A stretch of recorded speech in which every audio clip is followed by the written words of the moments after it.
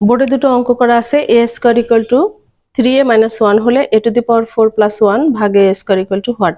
আর পরেরটা হচ্ছে x square equal two 3x - 1 হলে। এই দুটো মান কিন্তু একদম সেম।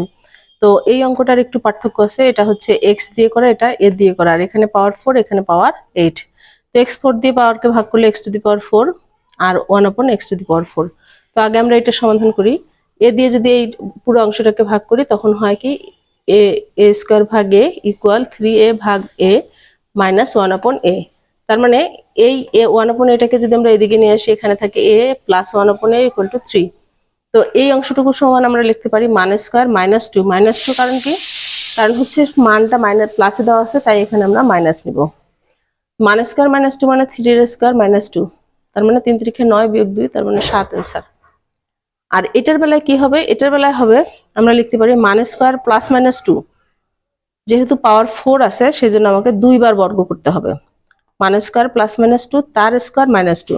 তো মান স্কয়ার মানে 3 এর বর্গ বিয়োগ 2, বিয়োগ নিব কারণ প্লাস নিব না, কারণ হচ্ছে মান দেওয়া আছে প্লাসে, তাই আমাদেরকে মাইনাস নিতে হবে।